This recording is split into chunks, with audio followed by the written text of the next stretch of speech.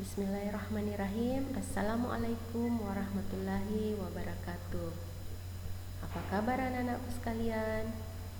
Alhamdulillah. Semoga semua dalam keadaan sehat ya. Kembali hari ini kita akan belajar mata pelajaran proyek ilmu pengetahuan alam sosial atau proyek IPAS bersama Ibu Andrianisa. Nah, untuk pertemuan sebelumnya kita sudah mempelajari apa itu makhluk hidup dan bagaimana ciri-cirinya. Ibu harapkan Anda semua masih mengingat materi yang telah dipelajari sebelumnya. Untuk pertemuan hari ini kita akan mempelajari tentang interaksi makhluk hidup dengan lingkungannya. Yang akan kita bahas adalah mengenai ekosistem dan komponennya. Silahkan anak-anak sekalian memperhatikan ya. Nah, yang pertama yang akan kita pelajari dan yang harus kita ketahui, apa itu ekosistem. Ekosistem merupakan suatu sistem yang terbentuk oleh hubungan timbal balik antara makhluk hidup dengan lingkungannya. Ilmu yang mempelajari ekosistem disebut ekologi. Nah, di dalam ekosistem kita akan mengenal berbagai macam-macam ekosistem. Yang pertama adalah ekosistem alami. Ekosistem alami adalah ekosistem yang terbentuk karena pengaruh alam sekitar dan bukan karena campur tangan manusia. Jadi ekosistem alam ini terbentuk secara alamiah. Contohnya adalah sungai, laut, dan gunung. Macam ekosistem yang kedua adalah ekosistem buatan. Ekosistem buatan adalah ekosistem yang dibentuk oleh manusia. Contohnya kolam ikan, akuarium, waduk, dan sawah. Di sini anak-anak sekalian bisa melihat ya salah satu contoh ekosistem alami, yaitu ekosistem laut. Nah, ini adalah ekosistem yang di dalamnya sudah terdapat komponen biotik dan abiotik, yaitu sudah ada ikan, tumbuhan, dan beberapa jenis bebatuan. Contoh yang kedua, contoh ekosistem buatan. Di sini kita melihat ada akuarium. Jadi di dalam akuarium isinya sama dengan komponen ekosistem laut ya. Sama-sama ada ikannya, ada tumbuhan dan bebatuan. Namun perbedaannya mungkin Anda sudah tahu kalau ekosistem laut terbentuk secara alamiah.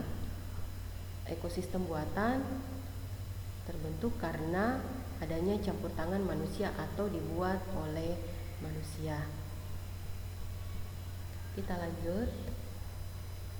Nah, di sini kita akan mempelajari komponen lingkungan.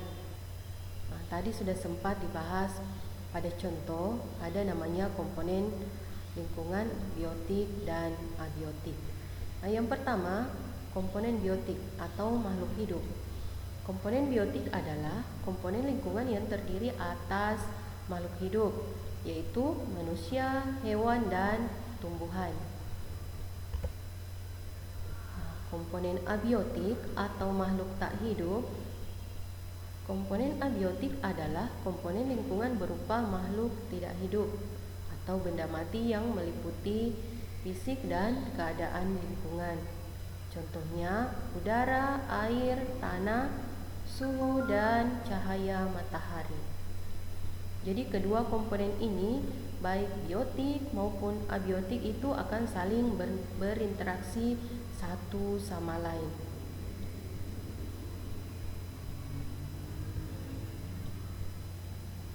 Nah, berdasarkan peranannya, komponen biotik dibedakan menjadi 3, yaitu produsen, konsumen, dan dekomposer.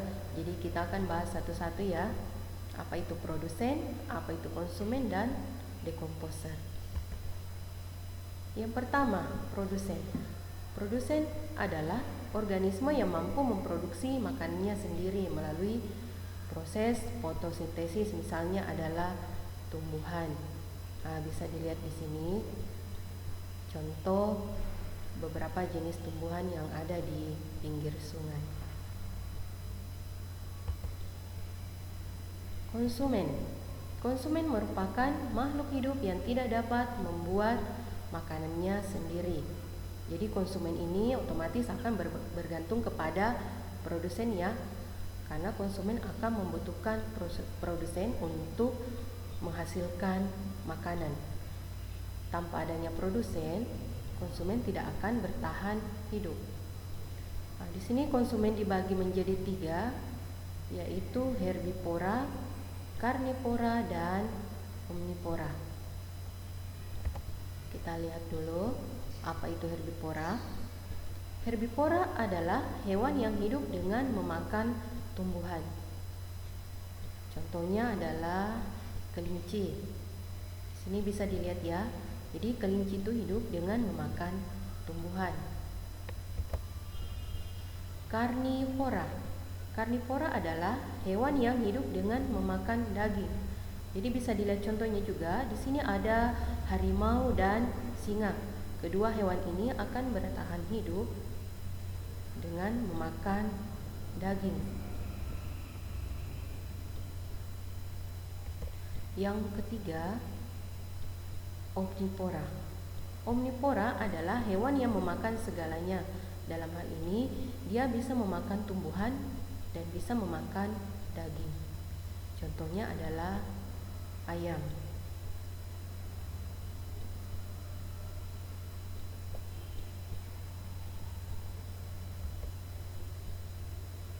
Yang terakhir yang akan kita pelajari untuk materi kita hari ini adalah decomposer. Apa itu decomposer? Decomposer itu adalah pengurai. Jadi decomposer atau pengurai itu berperan untuk menguraikan bahan organik menjadi bahan anorganik yang akan digunakan sebagai unsur hara oleh produsen. Salah satu contoh decomposer adalah bakteri. Jadi ini adalah gambar bakteri ya. Jadi bisa dilihat. Ini salah satu contoh decomposer. Contoh lain dari decomposer atau pengurai adalah jamur. Untuk materi hari ini sampai di sini dulu. Jadi silahkan Anandaku mengulang mulai dari pengertian ekosistem sampai decomposer, dan selanjutnya silahkan Ananda mengerjakan tugas yang telah Ibu bagikan di classroom. Jangan lupa mengisi daftar hadir tepat waktu ya. Untuk hari ini Ibu akhiri sampai di sini dulu. Semoga apa yang kita lakukan hari ini bernilai ibadah. Terima kasih dan selamat belajar. Assalamualaikum warahmatullahi wabarakatuh.